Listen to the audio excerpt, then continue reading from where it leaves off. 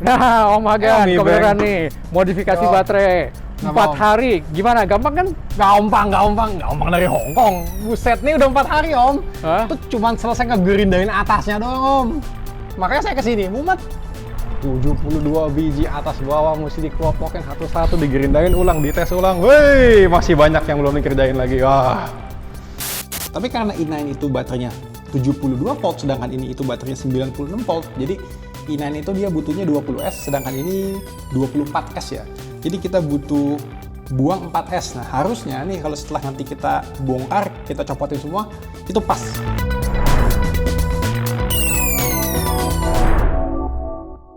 Om Hagan, Ya, Om. ini kan saya bawa tadi motornya dari Jakpus ya, Gunung Sari, sampai ke BSD sini, barnya cuma turun 1. Wih, berarti masih bagus dong baterainya. Sekarang mau Mungkin diapain Om? ini saya pengen supaya jarak tempuhnya lebih jauh. Oke. Jadi saya pengen ganti dari AKE SLA. Paling cocok berarti pakai lithium kan?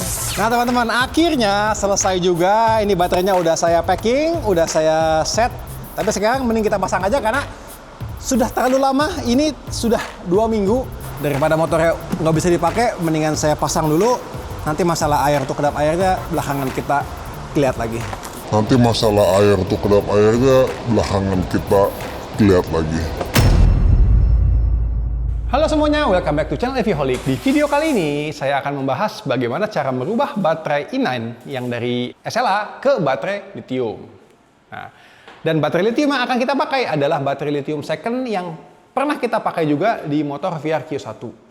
Bagi yang penasaran bagaimana proses keseruan dan kesibukannya, boleh saksikan terus ya di episode kali ini. Dan jangan lupa yang belum subscribe dulu, like dan share video ini. Nah, kemarin saya sempat ngecek pakai dari aplikasi ANT BMS-nya dan pakai multimeter. Ternyata di beberapa sel tuh ada yang sampai nggak balance 0,7 volt. Nah, karena balance-nya lumayan tinggi ya, 0,7 volt ya, itu sebelum nanti kita mau bongkar, kita mau apa-apain, mendingan kita balance dulu pakai balancer. Nah, di tangan kiri saya ini udah ada aktif balancernya. Ini dari Jikong dia aktif balancer 2 ampere. Jadi nanti kita akan balance dulu. Kalau baterainya sudah balance, nanti baru kita copotin kabel balance-nya, baru kita bongkar, baru kita sesuaikan. Nah teman-teman, akhirnya selesai juga balancingnya. Karena baterainya ini konfigurasinya itu 24S9P, jadi total tuh 43,2 ampere hour ya kalau nggak salah. Itu gede banget ya. Jadi beda 0,7 volt aja. Ini nge-balancing satu baterai ini kemarin berapa? 22 jam ya kalau nggak salah dari kemarin itu. Buat teman-teman yang heran kok bisa udah pakai Smart BMS tapi nggak balance. Nah, karena waktu setting Smart BMS ini, saya setting dia hanya akan balance ketika teman-teman cas di atas 4,1 volt per selnya. Jadi kalau teman-teman jarang ngecas sampai full dan didimin agak lama supaya BMS-nya itu balance, lama-lama dia akan ngedrift pelan-pelan meskipun udah di balancing menggunakan Smart BMS. Dan tambahan info aja, ANT BMS ini dia hanya bisa passive balance ya. Yang tipe ini hanya passive balance. Jadi dia ngebalancingnya agak lama dan cuman kalau nggak salah 1 ampere deh ngebalancingnya. Apa nggak nyampe, saya lupa. Nah kalau yang ini active balancer itu dia 2 ampere, makanya jauh lebih cepat. Jadi teman-teman bisa bayangin kalau saya mau ngebalance ini baterai pakai passive balancingnya dari Smart BMS ini sendiri, bisa berapa hari tuh. Nih, buat teman-teman yang mau ngeliat, coba sini deh. Nih, kita colokinnya begini dari baterai.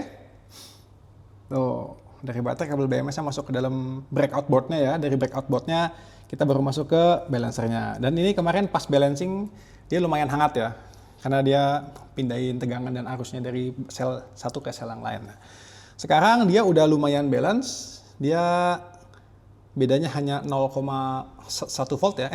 10 milivolt. Nah, kalau kemarin tuh bisa sampai 0,7 volt. Sayangnya kemarin saya nggak rekam, jadi saya nggak bisa kasih lihat teman-teman pas bedanya jauh banget begitu.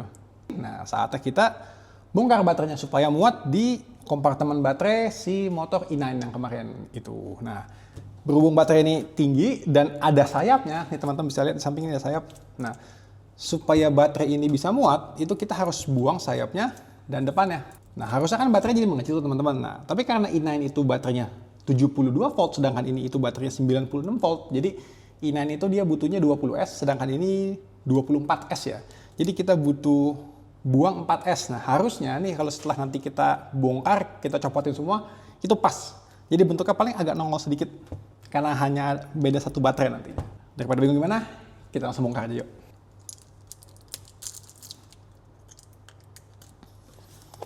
Nah Oke, pertama kita harus copot dulu kabel balance-nya, semua kita copot dulu. Ini juga ada. Habis itu kita copot kabel bus bar utamanya di belakang. Habis itu baru kita bisa copot atas bawahnya. Habis itu baru kita bongkar yang bagian depannya.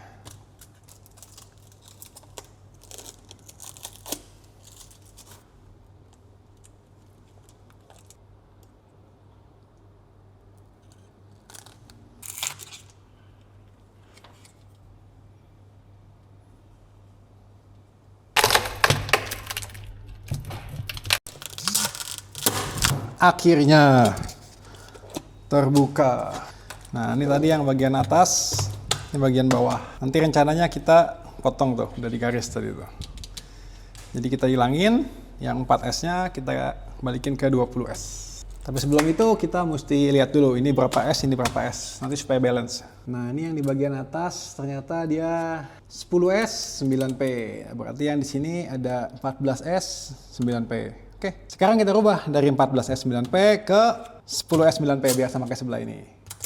Nah teman-teman, tapi untuk ngerubah dari 14S 9P ke 10S 9P itu nggak mudah ya teman-teman. Karena kita mesti buka, nanti kita nickel plate-nya itu harus kita potong, harus kita cabut dari baterai yang sebelahnya, kita pisahin, bracket kita potong.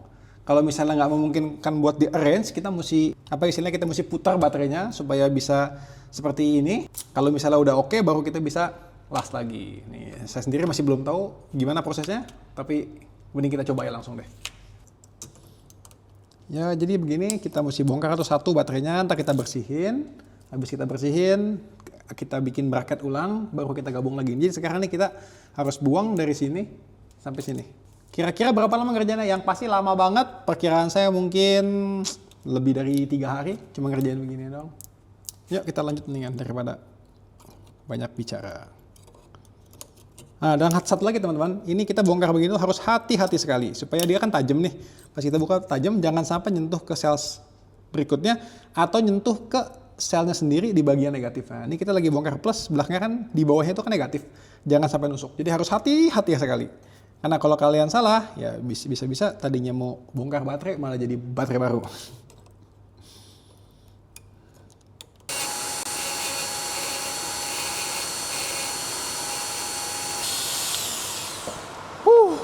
Akhirnya bagian depan sampai yang tadi saya bilang sampai sini nih udah selesai dibukain tuh. Teman-teman coba lihat tuh. Satu-satu digerindain ya. Nah, untuk gerindain seperti ini itu harus sangat ekstra hati-hati ya. Kita harus pakai tutup sambil kita solatif, sambil kita lakban dan segala macamnya. Ini baru satu bagian depan. Bagian belakangnya tuh belum semua saya kupasin, belum saya gerindain. Tapi karena saya udah mumet, mendingan sekarang kita ngukur dulu dimensi dan penempatan baterai di motornya gimana. Yuk. Nah, rencananya untuk bikin casingnya itu saya mau pakai plat PVC ya teman-teman. Nanti kita potong kotak-kotak-kotak, nanti kita las pakai las PVC kiri kanan. Bagian atasnya nanti akan kita masukin baterai. Setelah kita masukin baterai baru nanti akan kita seal pakai silikon. Dan bagian kabelnya juga kita seal pakai silikon supaya lumayan kedap air lah. Tapi kalau direndam ya tetap masuk sih. Nah, ini yang saya maksud tadi sama lembaran PVC ya. Ini dia PVC lembaran tebalnya sekitar 4 mili. Nah, ini dia lumayan fleksibel dan kedap air kalau kita ngelemnya bener ya. Jadi kita kerjain ini dulu, nanti sudah jadi, baru kita bisa masukin baterainya. Oke, selesai.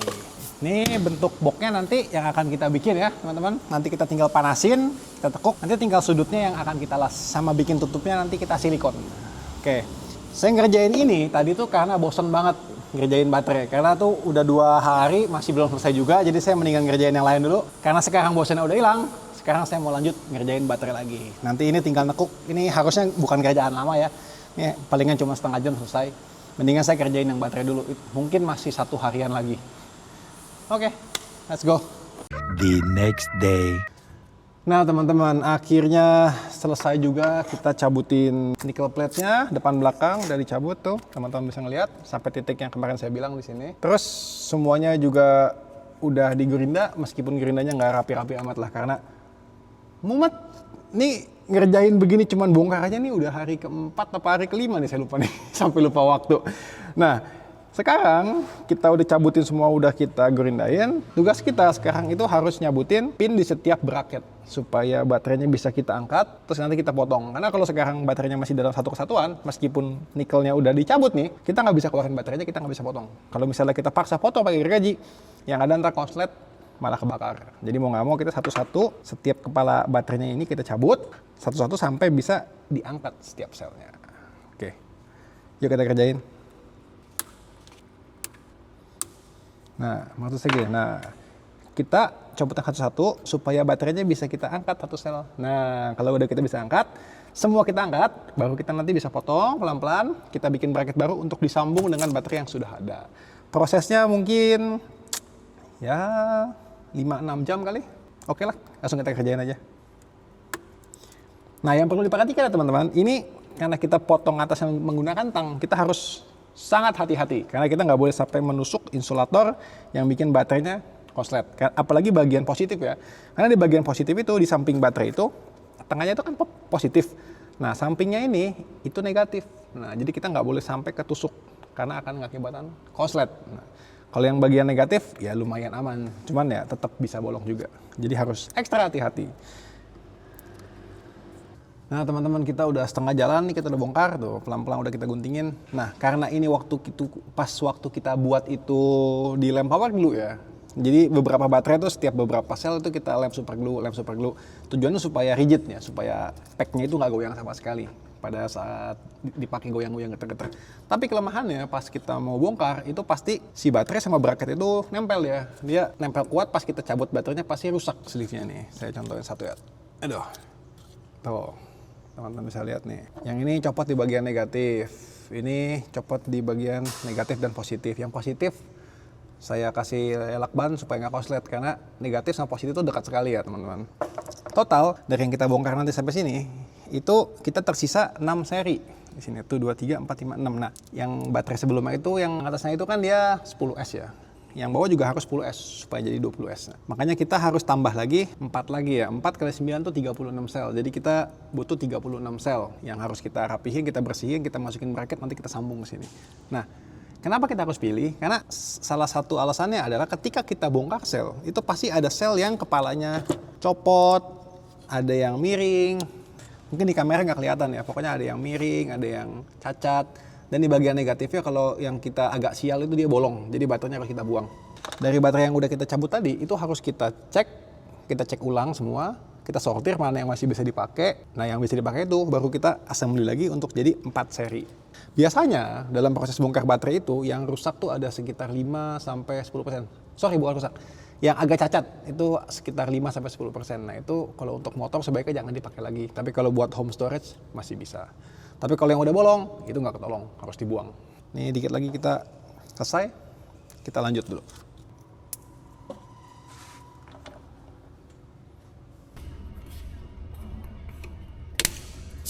Nah, kira tinggal 2 baterai ini yang paling susah teman-teman, karena yang bagian tengah tuh lemnya paling banyak ya. Nih kita angkat nih, pasti robek ini. Tuh, pasti robek 1. Itu juga robek tuh, 2. Nah, sekarang kita tinggal rapihin ini. Rapihin ini kita mesti hati-hati karena kalau kita terlalu kasar akan nyebrang ke sebelah. Kalau nyebrang ke sebelah ya berarti kita PR lagi. Jadi kita mesti hati-hati. Akhirnya beres, tapi namanya bongkar maksa ya. Yang tadinya dilem semua, pasti ada yang retak teman-teman tuh lihat. Tuh. Nanti yang retak ini mau nggak mau kita lem lagi. Coba deh, kelihatan nggak di sini?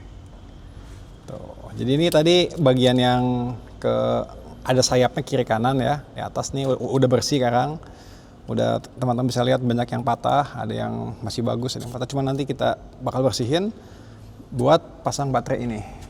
Nah, tapi sebelum kita bisa masukin baterai ini ke sini, kita harus sleeve ulang karena udah banyak banget yang rusak baterainya tuh kayak gini tuh. Ini baterainya kita mesti copotin sleeve-nya, terus kita sleeve ulang supaya aman. Karena kalau udah rusak begitu kan insulasi baterainya tuh dia udah coplok ya, udah lepas. Nah itu bahaya, bisa bikin konslet sebelah. Jadi mau nggak mau yang bompal, yang cacat sedikit pun mau nggak mau kita copot semua sleeve-nya, kita sleeve ulang, kita sering ulang, baru kita bisa bikin. Oke, lanjut. The next day. Nah teman-teman, akhirnya kita udah selesai sortir. Tadi kita udah pilihin yang kepalanya masih bagus, yang nggak bengkok, yang nggak cacat, yang nggak penyok gitu ya. Dan kita udah tes juga, udah kita sortir ulang pakai alat tester ini. Terus sekarang itu udah saya masukin ke bracket. Nah, teman-teman bisa lihat, udah kita gabungin jadi 4S9P buat nyambung ke baterai yang kemarin kita bongkar ya, buat nyambung sayapnya itu. Sekarang kita tinggal las pakai nickel plate ini. Nanti kita tempel di sini, kita tinggal las, posisinya samain, nanti baru kita gabung. Ya, akhirnya ini udah saya las ya semua tuh. Tinggal bagian yang untuk nyambung ya, saya belum las. Ini sudah saya las. Jadi abis ini kita tinggal mikirin caranya gimana kita nempelin baterai yang udah kita refurbish ini ke baterai yang kemarin kita sisain. Tuh. Nanti rencananya akan ditempel seperti ini. Bisa lihat teman-teman. Tuh, sekarang masih misah ya. Nanti kita mau tempelin gimana. The next day. Oke. Jadi stepnya balik. Ini casingnya sementara ya, karena saya nggak yakin bisa waterproof full.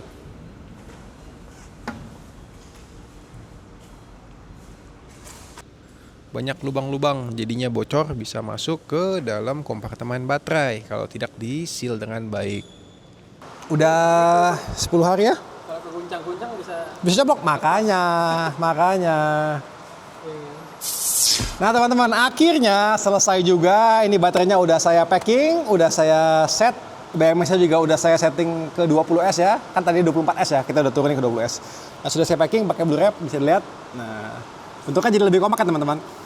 Tapi ternyata teman-teman, bikin casing yang tahan air itu jauh lebih susah dibanding dugaan saya ya.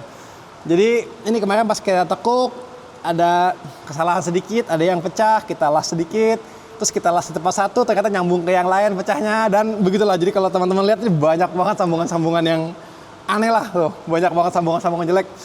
Tapi sekarang mending kita pasang aja karena sudah terlalu lama, ini sudah 2 minggu. Daripada motornya nggak bisa dipakai, mendingan saya pasang dulu. Nanti masalah air tuh kedap airnya belakangan kita lihat lagi. Nanti masalah air tuh kedap airnya belakangan kita lihat lagi. Stop, tunggu, hold your horses, stop, take a deep breath, dan hembuskan. Stop kerjaan, saya tidur dulu, besokannya saya cukur rambut dulu, baru saya lihat lagi ke kerjaan yang kemarin saya lakuin, yang hampir saya masukin. Masukin baterai ke deck yang di bagian bawah masih kecipratan, itu wajib dikasih paling nggak water resistant lah. Jangan kayak kemarin langsung dimasukin, dibolongin begitu, itu yakin umurnya paling sebulan jebol karena kena air. Jadi akhirnya setelah saya udah fresh, saya kerjain lagi, saya bikin lumayan waterproof ya, lumayan water resist lah. Jadi kalau kena hujan doang, kecipratan dari bawah nggak rusak. Itu saya silikon, saya tutup, saya lem, saya bungkus pakai fiberglass tape, terus atasnya saya kasih ada kayak plastik buat nutup, supaya kalau kehujanan dia bakal ke samping airnya biar nggak masuk ke dalam baterainya. Nih, lihat baterainya. Udah dibungkus semua, tinggal dipasang sekarang. Udah dikasih pegangan juga biar lebih gampang megangnya. Soalnya kemarin tuh berat banget, susah megangnya, dan udah dibikin box lebih rapat sekarang. Dikasih kabel glen depannya supaya lebih aman, nggak masuk air. Udah di silikon juga, dikasih karet. Boxnya juga tetap lebih rapat. Jadi seenggaknya ini nggak waterproof banget, tapi tahan air lah.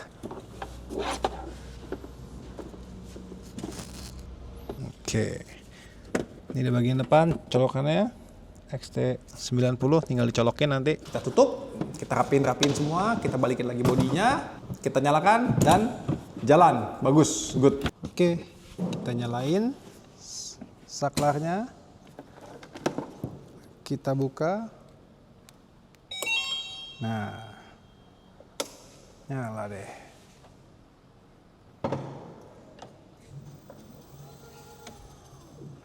Oke, semuanya bekerja dengan baik. Terus kita langsung tes di luar. Itu saya muter-muter. Mungkin footage-nya nggak ada ya kalau yang pas muter-muter, karena itu juga udah lumayan sore. Selesai. Saatnya kita kasih ke Omi Bank, kita balikin. Yuk langsung. Wih, mantap nih Om kalau udah. Tapi lucu ya, kalau saya lihat di sini ini nggak ada yang berubah. Jadi total proses untuk ganti baterai dari baterai SLA ke baterai lithium second bekas yang tadinya 24S jadi 20S juga dirubah ya, sekalian dirubah, itu total ada di 13 hari. 11 hari itu hanya untuk bongkar baterai dan rakit ulang baterainya. 11 hari. 11 hari kerja ya. Dan 2 hari itu waktu untuk bikin casing sama masukin ke dalam motornya. Itu udah termasuk blooper yang kemarin saya 1 hari hampir salah itu. Total 13 hari. Tadinya saya kira ini hanya makan waktu 3 hari teman-teman. Karena saya kira dalam itu baterainya misah, jadi gampang tinggal cabut, tinggal tempelin. Ternyata dalam itu dilas semua dan dilem semua. Jadi dari 3 hari jadi 13 hari. Ya saya rasa cukup sekian ya penjelasan saya untuk episode kali ini. Nah bagi teman-teman yang suka konten kayak gini, yang suka konten ngoprek bikin-bikin, boleh komen di bawah. Dan kalau mau ada yang komplain, mau ada yang kasih saran masukan gimana juga boleh komen di bawah. Dan jangan lupa bagi yang belum subscribe dulu, like dan share. Salam Viviholic.